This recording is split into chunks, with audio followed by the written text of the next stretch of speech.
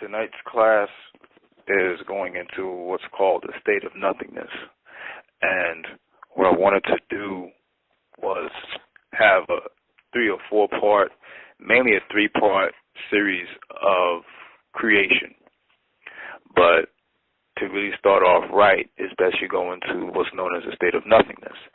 And most religions teach the state of nothingness as you know, the spirit world. The state of nothingness in their mind is a spirit world, even though they don't say the state of nothingness. They just say it's God is something that cannot be seen or heard, but is making things happen without you being able to detect it or see it. Okay? And that is a form of spookism without having any type of facts or relation to anything else. Mm-hmm. Because if we're going to go into creation and go into, you know, the story of our creation in the solar system and the galaxies and whatnot, you have to really define exactly what you mean by things going on in existence without us knowing about it, without them being seen or detected, but going on. Because to the human being, if something is not being seen, then it's not happening. The only time that's the absence of right reasoning is when you go into religion, where they tell you basically to cut off common sense, cut off right reasoning, and say, okay, God is making this happen without you seeing it. You know, he is in control of everything without being able to be detected, which is spookism, and that's the thing that Nuwaupians, those of who Nuwaupu do not deal with. We do not deal with spookism, only facts. And what I want to go is when you're teaching about creation, you have to get the dates correct. Now, going into what we talk about in what's known as the state of nothingness, we can go into a specific time frame, but what needs to be known is the difference between darkness and light. When you teach about darkness or light first, they taught in the religious world that light is knowledge, light is God, light is the sun. Those are the three synonymous things that are connected to what light is. But the reality is this: if light is knowledge, okay, how could light be knowledge when knowledge or intellect manifests in darkness? Meaning, there is no thoughts inside your head. When you think a thought, there is no light inside your head, only darkness. Am I correct? Right. Yes. Right. So, because when you see anything, you're not seeing it outward, you're seeing it out inward. So, and these are still energy factors that are being transmitted as information. But what's manifested is, or that's manifesting inside of your brain, is still things going on within darkness. So when you take it to the religious world, whether it's Christianity or Islam or Judaism, when God said, "Let there be light," what state was he in prior to that point? If he said, "Let there be light," then it had to be darkness first. He was right. He was in darkness. So which is better, the point in time where everything is in tranquility, where things manifest, or the point after where something had to be cut on? I think it's where it manifests, which was the darkness, right? Exactly. Because you have to think on this earthly realm now. When you cut on a light, when you're in darkness, let's say if someone's asleep, you're trying to wake them up, you cut on a light, like, you know, get up, and you cut on that light, and it blinds you for a period of time, right? It's like waking up. The first thing you do is you wake up, and you're like, man, you know, this light blinded me. The light will blind you for that period of time. But darkness doesn't blind anybody, meaning that once this sun, prior to the sun being created, we dwelled in a form of darkness. There was no light on this planet. Okay. So when you're sitting in a state prior to any light going on, you're sitting in what's known as supreme balancement. When there was no sun, we were in supreme balancement. On this planet, which was known as the aquatic planet, we were in supreme balancement. This was over 26 billion years ago. When we were living on this planet prior to the sun being created, okay, that was a point of supreme balancement. Once you cut on that light does what? It blinds you. So it's almost like the devil made synonymous of knowledge and being blinded with some form of light or white prism. Whereas prior to any light being created, we dwelt in what's known as darkness. We still dwell in darkness to this day. But when you're looking outside of your window, you see a sun. You see what's being perceived as light, when light is nothing but, or when that sun is nothing but an energy ball, or just a ball of energy that is hydrogen and helium going at a specific period or going at specific heats of time, which is that's all it really is. Just a big ball of energy, or just a star of a certain amount of energy, okay, or an extreme pole of heat, okay, or extreme sun of heat. So prior to that sun being created, we dwelt in what's known as darkness. That's why darkness is known as supreme balancement. Okay, when we going forward, or actually going backwards, because we have to go over the signs of the circle and the square here. Go ahead. I have a question. So are you saying that so if we was in balance in supreme darkness, why was the sun created? Why was the light created? Did we need it or not? Say that one more time. Okay, you said when we were in darkness, we were in supreme balance. Right. So when the light comes, did that help or did that hurt? It wasn't necessarily about helping or hurting anything, because the sun was needed for substance on this planet, for growth, right? For growth. Okay, the sun, the things that were created on this planet was needed for something. It wasn't about whether helping or hurting.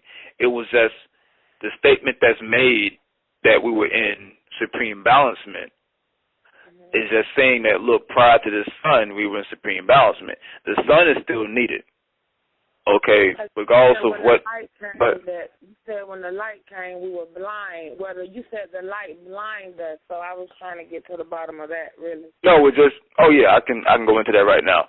Light itself blinds you regardless. You know, whether it's at a specific energy point.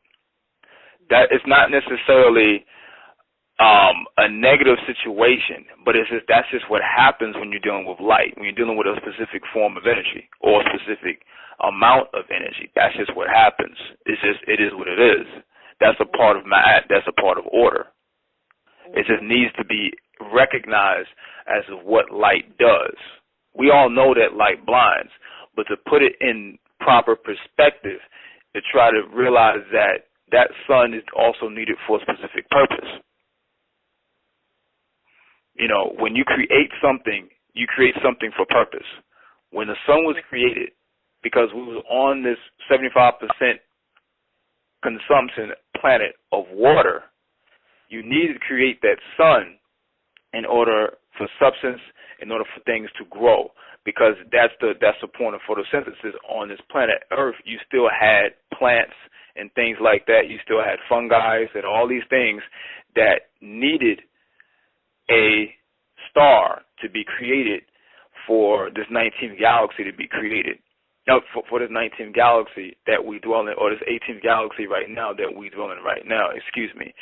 So when the sun was created, because the sun is just a mass of energy that is needed for substance on this planet. When I say light blinds, all I'm saying is that, well, that's just what it does. Light blinds regardless of whether it's the sun or whether it's a light bulb. That's what it does. Mm-hmm. You know, chaos has to be done in order for a lot of times for order to come back in, Because before there was chaos, there was order. Then came chaos, which was the creation of what you perceive as light, but it was just a form of energy. Because there is no such thing as light. The devil created the word light. All it is just a specific amount of energy that is needed for sustenance, vitality, and growth. Does that answer your question? Yeah, it answers it. Why would the devil create the word light? The concept of light itself, the reason why he created the concept of light itself, because you have to make an opposite of what's known as blackness or darkness. You understand? Because I have to make the word light, which is synonymous with right, which is synonymous with white. All three of these things is what's known as tricknology in the devil's world and the devil's language. So when you create something that is known as light, you have to make an opposite of that. They created in their language the opposite of light, which is known as what? Black or darkness. So they had to create in their system of thinking that blackness is bad or dark is bad. And so when you're dealing with the word light, they made everything that you're able to perceive with the corner of your eye good, such as, the sun, light bulb. That's why I look at cartoons. When a cartoon think a thought, you see a light bulb, right? Mm-hmm. So that was a good tricknology on our, or play on our mind or on our subconscious to think whenever you thought knowledge, you thought light or light bulb. And so with that, you thought the absence or the opposite is darkness. So darkness or blackness would be ignorance or stupidity or death or negative. That's when he creates a language, somehow, some way, he has to find, because there's reasoning for this. He has to create an opposite or equal opposite to who he is. Meaning, in order for me, if I'm the authority of a language, and I create a language, I have to create something that makes me superior, or make a word that makes me superior, and make another word that makes these other beings inferior. That's why when you look up Webster's dictionary and you look up darkness and blackness, that's you can go into the movie Malcolm X for this. That blackness and darkness. The word black means pale face and right, negative, bad, death. All these things are evil. That's why you see the Black Knight, the Black Plague, all these things. You see, black ball, black male. All these things are plays on the subconscious mind that when created in what we know as the dictionary, because we have to use him as the authority. Webster's dictionary is the wide use authority over our definitions and our words and our language in the English dictionary.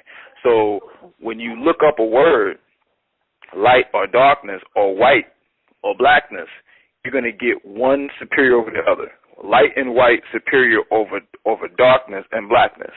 Even though, like I just explained to you, that darkness and blackness predates light and white.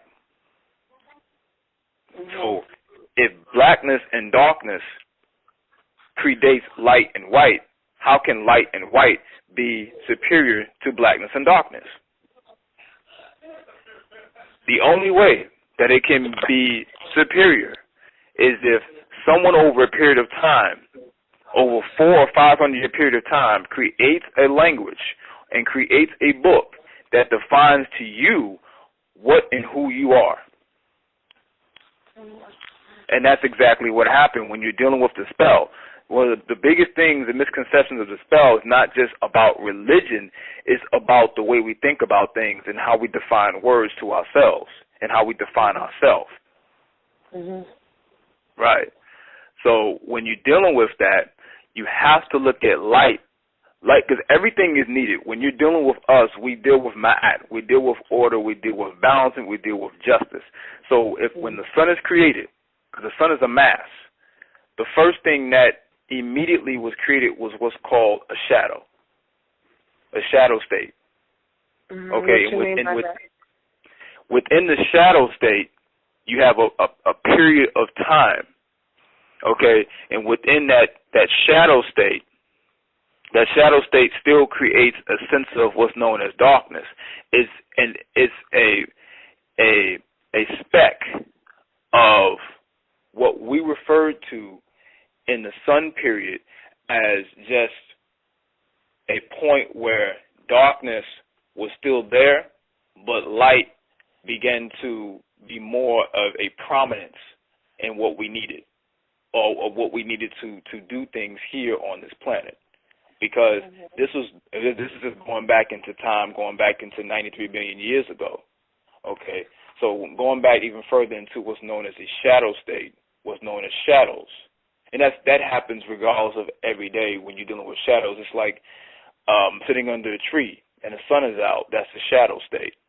It's what you perceive as a minute speck of darkness, but it's still there. Anytime, again, always think about it like this. Whenever you're outside, darkness is still there, but that sun is finite within darkness. When you cut out that darkness, when you cut out that sun, that energy, that darkness will always still be there. That's right. That's right. But the problem is we perceive the shadow state with meaning that, let's say, for example, right now we're going into what's known as the shadow state. It's nighttime. That's also a misconception of what the devil has taught to us, meaning going in further, again, what's known as the shadow state, we're going into what's known as the shadow hour. That was able to differentiate between nighttime and daytime, which is also another misconception. We deal with a lot of misconceptions in our mind frame and in our subconscious, because there's no such thing in reality as night and day. It's just a period of time when the sun is shining on another specific part of this planet. So when you're going into, let's say, what we say in our language as Amun, or known as the setting of the sun, it's just what's known as a state of shadow. That once that sun was created, to go in even further in what's known as the shadow state, you just differentiated and you just created a point where there was a difference in time.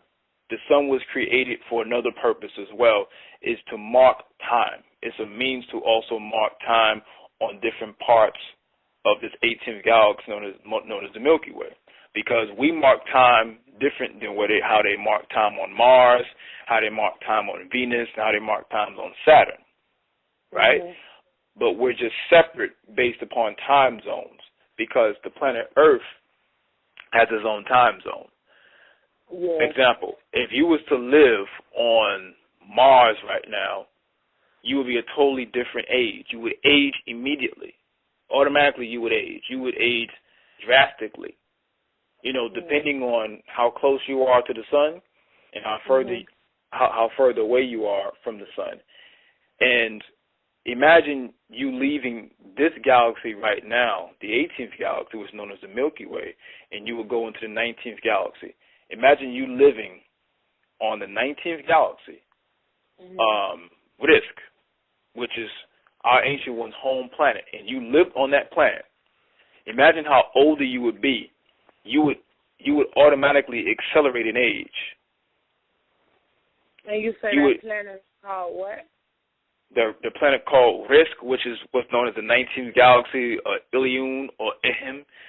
That's what's known as, because we're right now in the 18th galaxy, as we call the Milky Way. Okay. I'm teaching you about what's called the 19th galaxy. And once you go into the 19th galaxy, that's because all galaxies are connected to each other. It's not like they're separate. You go, depending on how you're traveling into the solar system, you'll go straight into that 19th galaxy. But when you're dealing with the 19th galaxy, they are light years in age over what we are in this 18th galaxy. Do you understand what I'm saying? No, I never knew what is light years. Light years is defined by 186,272 feet per second, meaning that if you were to speed up, that's like if you're looking at like something like Star Wars, when they say we're going into light, like we're going into light speed, you would automatically, when you go to a certain amount of speed like that, you automatically age. You automatically age your zero time reference. And so that's like you're in a spaceship, bro. I'm giving an example. You're in a spaceship and you're traveling 186,272 feet per second into a whole different galaxy. Automatically, you would age. You would either die. You get it?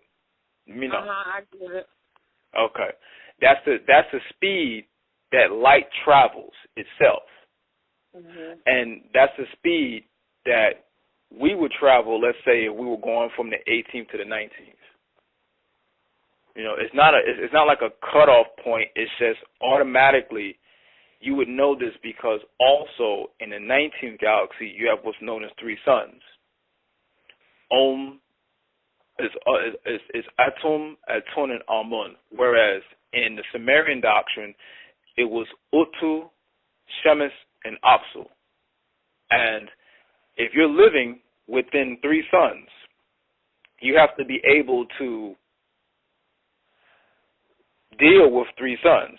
See, we as melanated people on this planet can't even deal with one sun. You know, we complain about how hot it is. Oh, my God, I got to go turn this air conditioner on. I got to get me a fan. Imagine you live on a planet with three suns.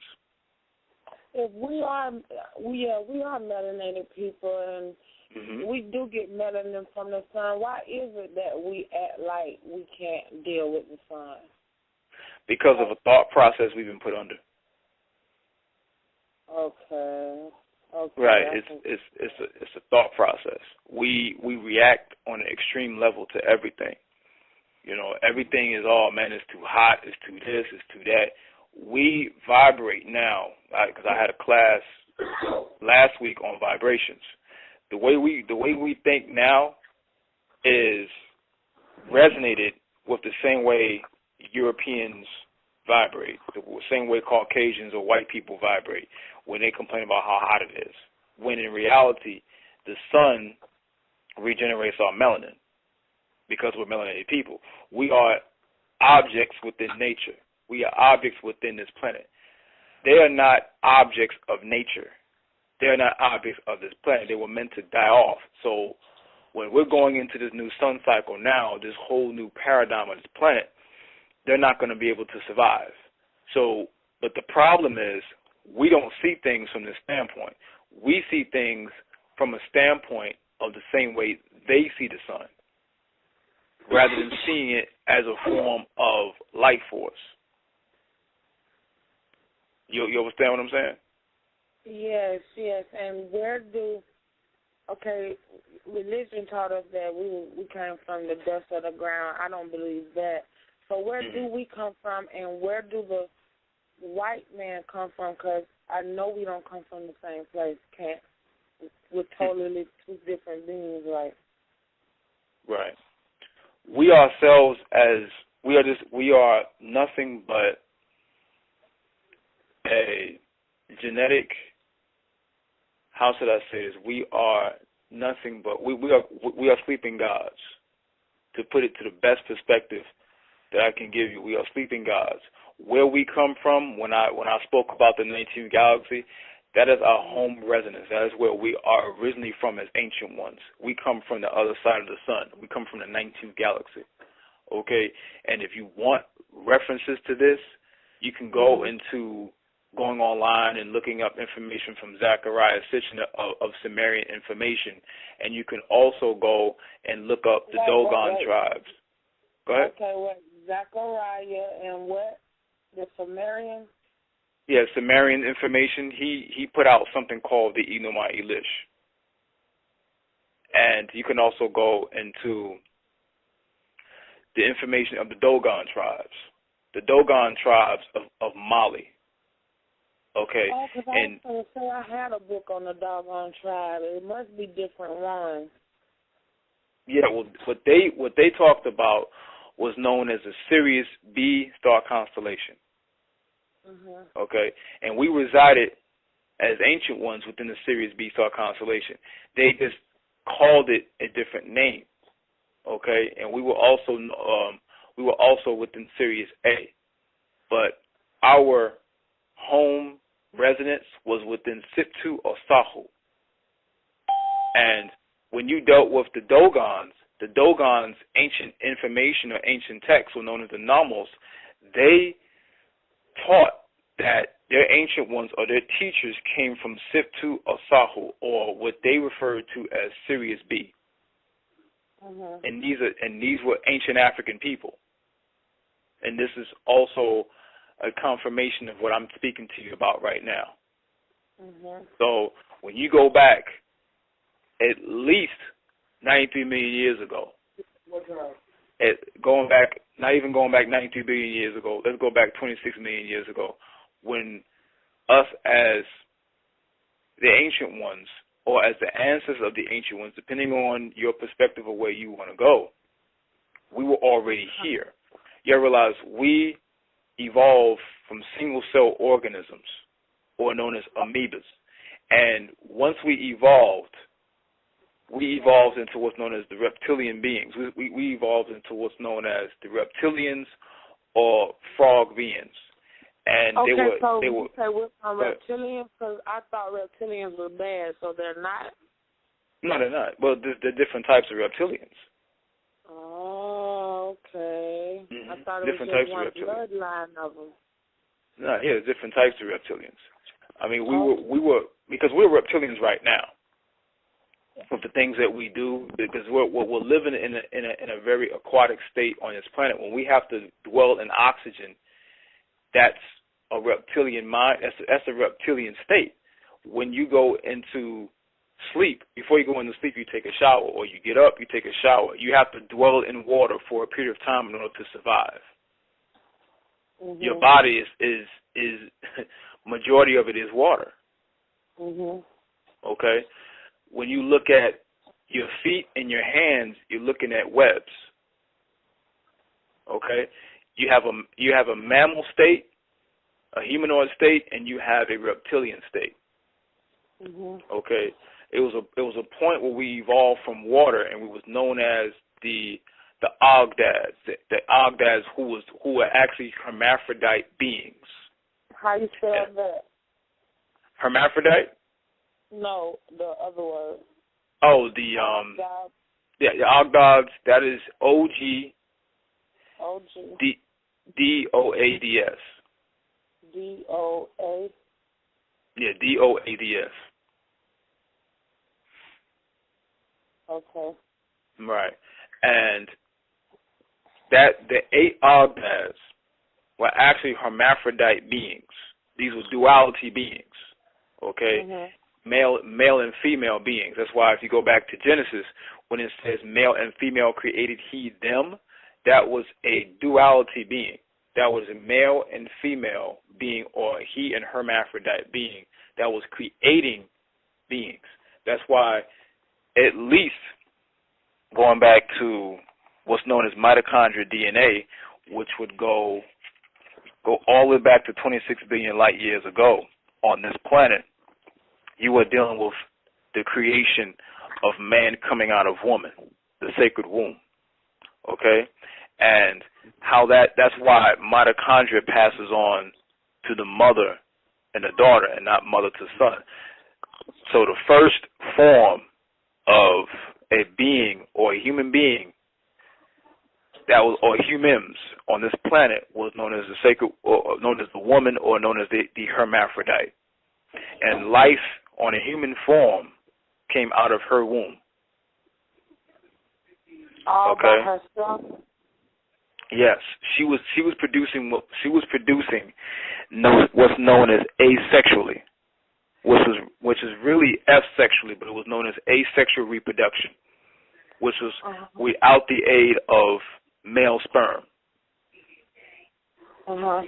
You follow? And again, this is still going back into the subject of what's known as the state of nothingness, because within your womb, when something is within your womb, that is still absence of light. So that's still darkness or blackness or nothingness. But once something sums up, once there's life form within self, that's when automatically you go to the other side of things, which is where we are right now, our side, which is H1, which is hydrogen. But on the other side, prior to, let's say, your first, prior to, let's say, a baby being conceived inside your womb, you're going into what's known as subatomic energy, or the state of nothingness. Subatomic, sub meaning low, atomic energy. And that's what's known as Zetes or Zelis. That is the other side of things, or as they say, for lack of their better words, the spirit world. Okay, that's what's known as the state of nothingness. So when you dealt with the 8 Ogdads, going back to what we were just going into, these were hermaphrodite beings that were able to create asexually. They had what's called in them a bulbal gland. B-U-L gland. Yes, it's what's called a bulbal gland, B-U-L gland, if you want to look it up. Okay. And this was over 26 billion years ago on this planet.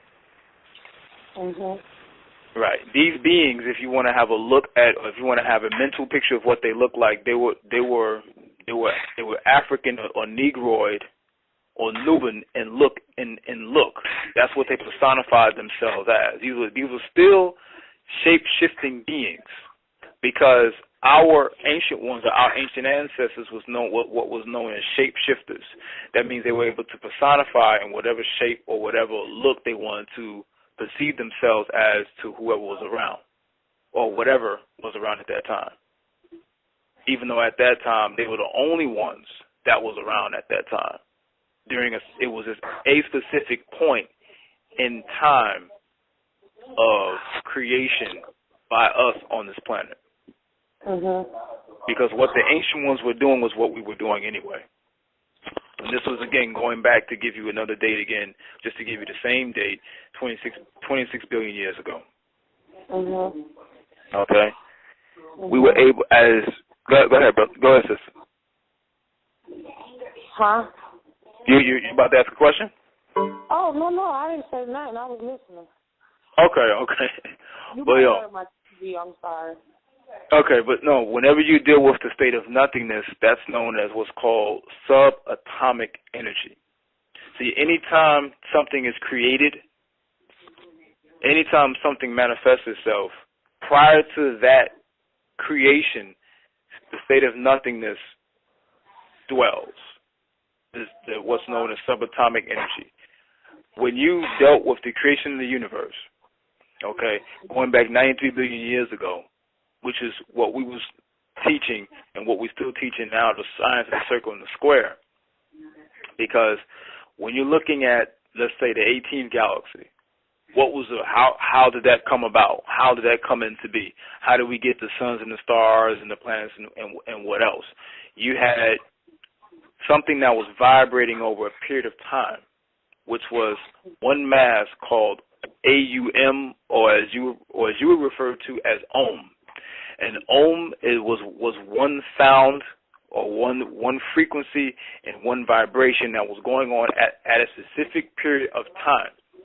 But within that specific period of time, you had a point where it began to have too much going on in that specific ball of mass. Okay? Right. And what happened is, within that ball of mass, you have what's called hydrogen and helium that was going on at specific speeds and a specific heat at that specific time. And so, over a period of time, that mass could no longer contain itself. So it did what? It had a bang, or as we say in our society, Big Bang. But that's a Big Bang and not the Big Bang. That is one bang. See, within our mind frame, we think that our existence was the first existence, and there was many different existences that was created. See, because we're only dealing with our 18th galaxy, which was the 9th planet, which was the 10th planet that we never talk about, which is Titan. Okay. Which was Go ahead. what it was called, Titan? Yeah, Titan. Titan was actually the 10th planet. Okay. Okay. And that's how this 18th galaxy was created. There was an explosion. There was a Big Bang. And all those different craters or different things that was within Ohm spun off in different directions and began to cool off to a lesser degree. And that was what created your sun. Or not just your sun, but all those different planets that began to go into a different that went to specific directions and stopped and cooled off at those specific spots. And this was over 93 billion years ago. Okay, and so when you go further, because I have to, stay on that specific mind frame, what's known as the state of nothingness, because the state of nothingness always exists. Rahubat. And right, and the state of nothingness is, again, it's a point of existence prior to the creation of what we said, light or energy. But the state of nothingness always is. It always is. It's never a point where a state of nothingness isn't, because we only are. The problem is with us as humans, we defined nothingness as a point of creation when creation always happens. It's just basically just because you're not around that point doesn't mean it doesn't happen. Yes. It's going on. It's just you're just not around to see it or not around to witness it. So when you say nothingness, which is on the other side, which is going into ether one or Zetes, from quarks to biaps to Zetes, again, we're going into what's known as what? Subatomic energy. Prior to H1 or prior to a thing that sums up to weight. Right, and weight would be defined by anything. It can be your weight mass or a feather or a grain of salt, or it can be anything that you perceive. Right. Does anyone have any questions of what I just said so far? No, I get everything you said so far. So did we birth out the white man, or was it some kind of experiment with the DNA? No, you have two points of creations for the white man. I'm glad you reminded me of that. You have one creation of the white man where he goes back 8,400 years, and he was created out of, if you go into what's known as the Ashtar fleet, the Ashtar command. The Ashtar command was connected with a being here that the Nation of Islam referred to as Yaqub. Walk with me. Okay. Yaqub was a duality being, meaning he was actually a scientist that lived to be over 120 years old. But he was Danakil. He was what's called a Danakil in tribe, or the tribe of Dan. He was dark-skinned. He was melanated, but he was also mixed with what's known as the Dedos of the Joman constellation. So you have extraterrestrial involvement with different beings who exist on this planet. And the one that you're talking about that Yaqub is responsible for, or that one species of white man or one species of Caucasian, is known as the Flugerod or Halabian. And he goes back 8,400 years. He was known as a graftation. And Yaqub created the blueprint for that creation of that white man, or creation of that Caucasian or that living filth on this planet Earth, from the communication between him and the Ashtar command. Now, when you think of the Ashtar command, think in your mind of These were whites that had white skin in appearance. See, they brought, when they came to Hitler, this is a point during the World War II, when they came to Hitler, because they came to this planet before, this was back in the 1940s, they came to Hitler as white people, but their actual skin is actually evil reptilians or negative reptilians. These were considered, these were, as you said earlier, I thought they were only bad reptilians. The Ashtar Command is also a species of reptilians as well. And so they used Yakub as a means to bring about a living filth or a white man on this planet. And they were able to communicate with him telepathically because he had connection to them through the mixture of his ancestors, the Teros, or the people from the Joman star constellation, because they were a mixture of the Ashtar Command. So going back genetically, he was able to communicate, or they were able to communicate with him through telepathic order. And so they were able to give him... No. The Ashtar Command was able to communicate with Yakub on this planet on what they wanted to get done, or this white man that they wanted him to create on this planet. Okay, and he created this living filth, or this white man, or this European, or this Caucasian, out of anger of what was going on with him over not being accepted between the two tribes that's responsible for his creation. Let me know if I'm confusing you. I'll stop. No, I get it. I feel you. Okay, and so he created this white race out of anger because of one race, which was known as the Coneheads or the Teros, and also the Danako tribes, which was these were extremely intelligent beings. The Teros and the Danako were very intelligent beings, and he got his intelligence from both these tribes coming together and producing who he was, which is known as Yakub or Yakub. And when and the problem was he died because he had a hydrocephalic head. See, when you studied the Nation of Islam's information, he was known as a two-headed scientist, but out of the tribe of Shabazz. But okay, I have seen a picture of him look like he had two heads. Right, but he didn't have two heads though. Right knowledge is that he had two brains, and he was hydrocephalic, meaning he had a very large head. He had a lot of oxygen, a lot of hydrogen inside of his head because of two brains. But over a course of his life, because he was known at one point on this planet as the smartest being on this planet.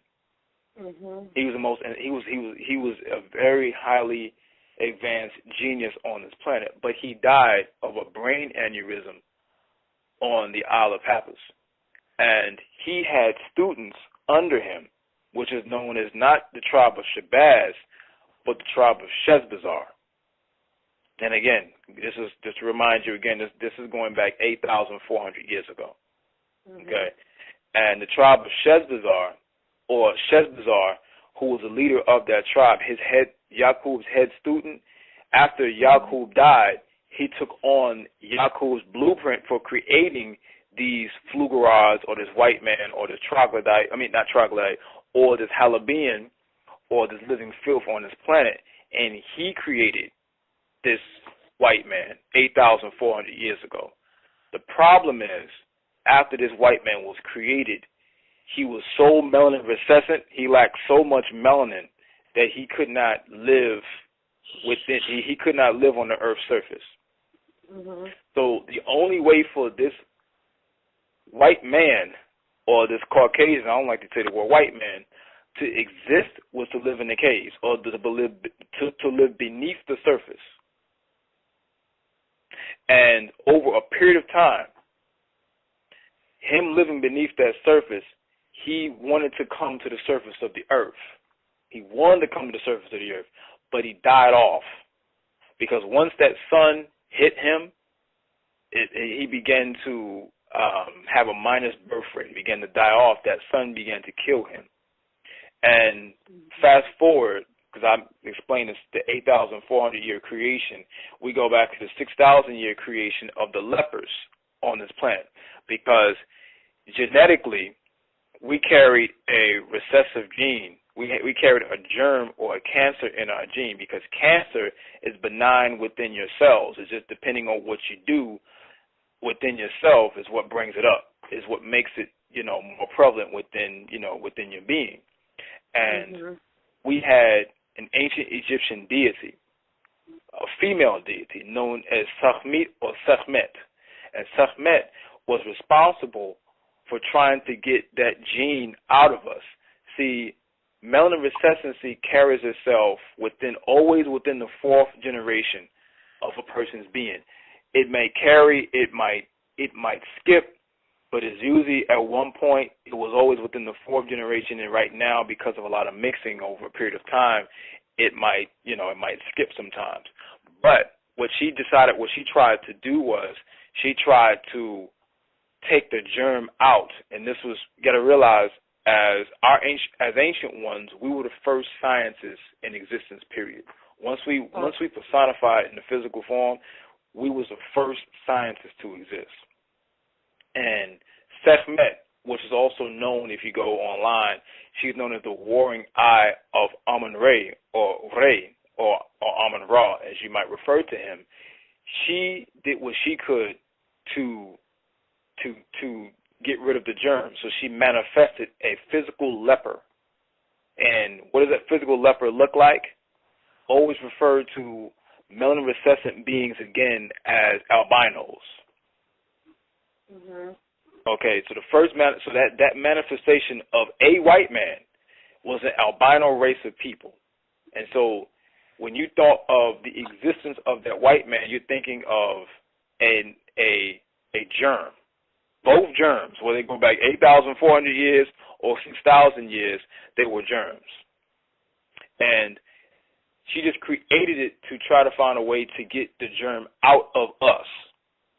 Okay, that was the only reason. And what happened was these albinos, combined to what I just said to you, explained to you earlier, these flugerods that were created 8,400 years, they mixed in at a certain point. And the 6,000-year ones, they prolonged, because what they did was, during ancient Egypt, and I'm fast forwarding, during the 46 dynastic period, because the flugerods had died off, they were even more recessant than the 6,000-year albinos. They died off at a certain point, but their genes carried and mutated into these albinos as well. So there was a mixture of not just the albino whites, but also the flugerod whites that was created 8,400 years ago. And the 6,000-year whites, the 6,000-year living filth on this planet Earth, they are the reason why there was a 46 dynastic period in ancient Egypt in the first place, or ancient Tanum, the ancient Tamare. Because what happened was, we were trying to push them away from mixing in. The problem is we let go of what's known as the immigration laws in ancient Egypt, and we began to let them in. And the first way that we let them in was we basically made them into our prisoners or our servants. And they began to work for us as servants back in ancient Egypt. But at a certain point, because they came out of Europe, they had to migrate into Europe over a period of time, and they came out of Europe trying to basically deceive and take over. Eventually they did after over a 430-year period. But that was the reason why, or that was the way the 46 dynastic period was created, because we were trying to find a way within our dynastic reigns as pharaohs to basically stop them from mixing in and taking over our land in Africa or in ancient Egypt. And that's the big question. If we were such a great empire and we had such great pharaohs, how how could we let them do this and they're still doing it today? Because of letting out of our passion. The thing is that we're very compassionate beings. We're very compassionate people. Over a period of time, you have movements. Egypt was the fall of Egypt. The main fall of Egypt was intermingling and mixing in with the white race. After a while, it began to just become a complete takeover. It was just raping of our women. It was a complete takeover because they began to overpopulate because they were taking over different cities, in ancient Egypt. They began to just completely take over. And there was very few of us in reign after a while because you had a period of time where, the first pharaoh, for example, was Namir or Menes, and he was a pure Nubian indigenous African seed or Nazi black seed. And after a while, it went into, over a period of time, into the Ptolemy Roman invasion when you're dealing with Mark Antony and Julius Caesar and all that. And then you go into right now, which is, the Muslim invasion, which is where we are today in Egypt. You have to realize, too, that you had periods of, points of slavery, bondage, where it's a perception, it's a mind frame, it's a mindset that we're set in. It's not just because one part of it is our physical bondage and a part of it is our mental bondage. The thing is that we see him as a superior race of people because of the period of our 500-year bondage, and not just on this country, but also parts of Europe as well. So the problem is the separation. We see him as being superior, so therefore he will be superior to us because we see him in that light. And so also you had points where different factions of whites, as we always want to say now, the Illuminati, came together and decided to, while we were in slavery during the late 1800s and going into the 1890s, from the Blavatsky family to the Rothschild family to the Westphal family, and all these people decided to come together and just basically take over on a religious wise and over a money wise and over land wise. So the perception is that we're inferior, but in reality we're still superior. We're just sleeping gods. The problem is the way you take over anything is you have to come together. And different white factions over a period of time have come together. And they've come together to just take over land, take over people, and take over religion. And so the thing is, go ahead, sister. I say, why won't we do that? Why won't we do that?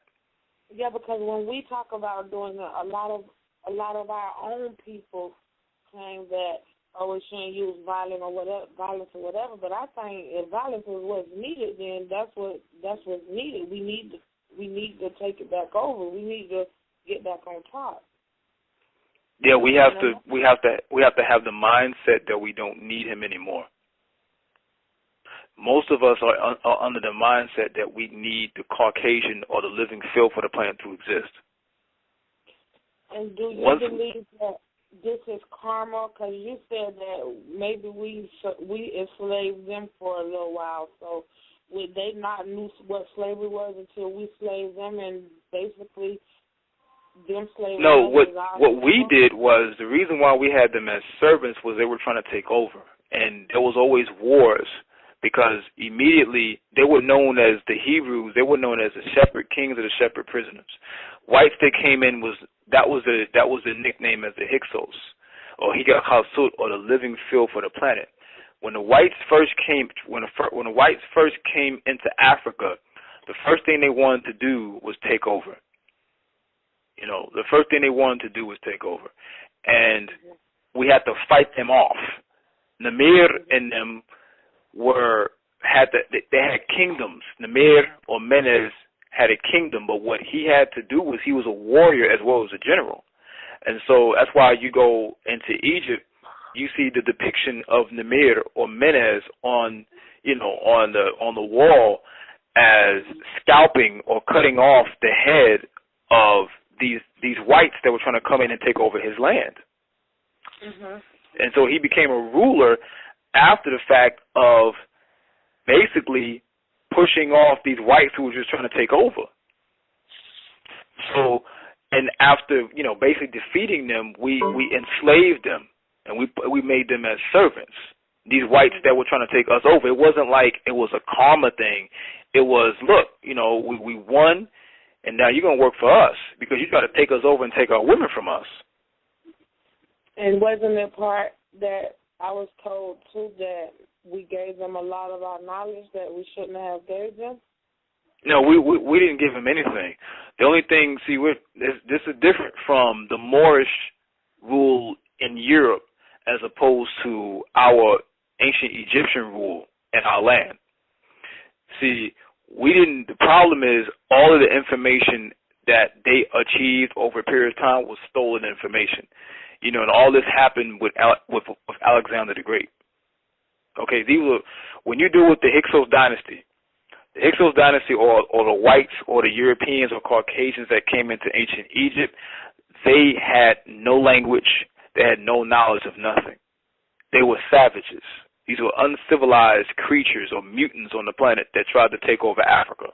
And all we did was push them back out, or we enslaved them over a period of time.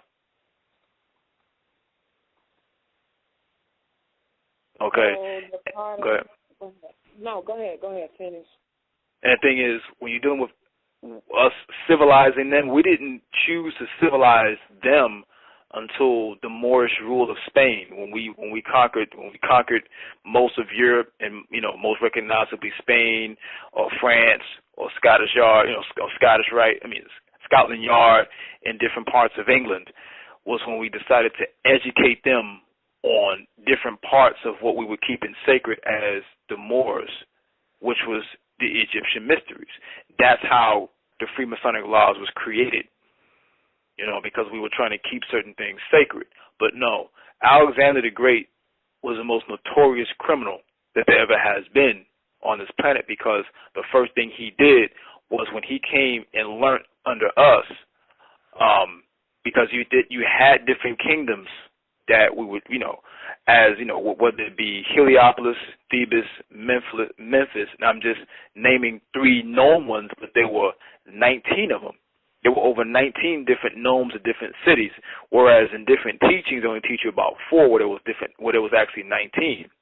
But we were teaching different people. You got to realize, when you deal with, for example, when you're learning of, the ancient Egyptian deity Ta, or the deity of Amun, these different priesthoods were created only to keep the information sacred and keep it out of the hands of the Hyksos or the whites. So a lot of these people that were enslaved after the wars that they lost, these whites, they began to sneak around and sneak in and learn this information. And over a period of time, learning this information, they began to create their own languages out of this.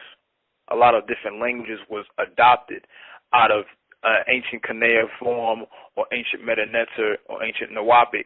Different languages were created or adopted out of the stolen information that they achieved under learning under the sacred masters of ancient Egypt. Okay, so the Moors, if the Moors had such control, how were they taken over the same way? No, when they lost different battles. The problem is, over a period of time, they were in rule, but over a period of time, when someone has conquered a specific land, you had different battles that took place. Different battles took place over a period of time. It just happens. It's just after a while, rulership becomes tyrant. It's just a cycle of existence. And what happened was the last rulership, which is from Boabdil, which is, an ancient Moorish ruler in Spain. He was overthrown by Queen Isabella's army out of Spain. And that's when we began to lose our rule in ancient as Moors in Spain, and we was pushed out of Granada. And that was just, it happened over a period of time. The Moors ruled, most of Europe over a 700-year period. Am I wrong? Am I wrong for thinking, like, when I think about I know that we lost control because of the battle. We lost power over battles and wars, but isn't it true that if we was all in spirit, if we were spiritually in tune and balanced, that we wouldn't have lost these wars, these battles? No, well, things like that, whether you're spiritually in tune or this or that, after a while, some things happen. It's not just about physical wars. See, because you had in ancient times prior to, you can go into ancient texts of the Enuma Elish or the Sumerian Bible, where those beings who came down from the 19th galaxy, when they confronted the giants in the planet, when they came down and they were confronted by giants that were trying to kill them, they went back in their ship and left and went back to the 19th galaxy. Sometimes everybody is not a warrior. Just because you're spiritually balanced, doesn't mean that's your purpose to fight. Eventually you will lose over a period of time. Things like that just happen. It's just that we have to get back into the mindset of, as you said, balancement and ma'at. Because things like that, you lose. You might lose a war. You might lose a battle. But if you keep your balancement, you won't lose your rule. But a lot of times when you're dealing with those, different tribes and whatnot, things like that just happen over. It's just what we know as cycles of existence. Okay? But as you said earlier, how do we get back to our rule? We have to get back to our rule when as I said before, when we are no longer dependent upon him and we are back into being balanced beings again. We have to come together as a people. We have to come together as one unison and one melanated force to push him back where he belongs. And that's one thing we just can't seem to do, because I be on Facebook and I'm like, I respect everybody's knowledge. You know what I'm saying? I respect everybody, like the nation of gods and earth, the Moors, but we are still separated. Because we divided into Nuwaupu, Kemetic, Moors, Islam. Those are the things that's dividing us. We all hold good knowledge. Right. I agree. How can we stop that? How can we bring this knowledge together and make it one? We have to look at it from, and I'm gonna, refer to. Do you remember the old cartoon Voltron? Yes. You remember that? It's like that's a it's funny, but that's a concept that needs to be utilized, because when we're apart, we have our little power and our little sections, but once we come together, we're even more powerful. And that has to be accepted, that has to be known, in order for us to have that mind frame of the Moors and the mind frame of the ancient Egyptians, we have to come together. You gotta realize these are nations are created by families coming together, different tribes coming together.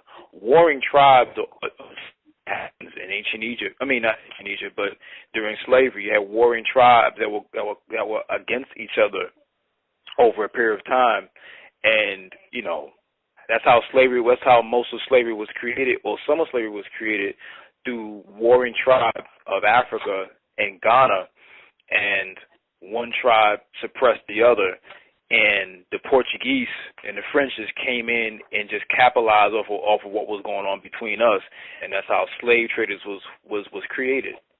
We have to stop warring with each other. We have to stop worrying about whose doctrine is better than the other, because after a while, all that it just does nothing but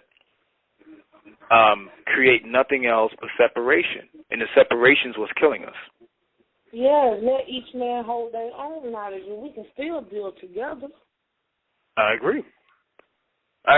Everything because we all have strengths and we all have weaknesses as different organizations. We just have to learn how to come together and overcome our strengths and weaknesses, overcome our weaknesses and utilize our strengths. Because I might be Nuwaupu and you might be of the Moors and 5%, Nation of Islam, Black Panthers, all these things, but we are supposed to be originally of one black indigenous Nubian blood seed. And once we understand that, all the different labels will be taken off and we can go back to being the powerful force. That's the thing. We keep forgetting the missing link of what happened to us during our, during, let's say, for example, the civil rights era. The one thing that they didn't want to see happen was all of us coming together. That's why you had the whole COINTELPRO and J. Edgar Hoover situation happen, because that's why he kept talking about the whole Black Messiah thing, because they knew that if blacks were to really come together, they could completely take over this planet again. We would be right back as the rulers of this whole planet. Because I know this. I just wish a lot of our people knew this. Yeah, exactly. I mean, I do as well. If you go back to Ta Nun, this is millions and millions of years ago, before there was any continental drift, when all the landmass was together, we was one dark-skinned seed, and we were ruling this planet. There was no whites. There was no thoughts of any whites at all. We were here, and it was all what, as I established earlier, it was supreme balancement.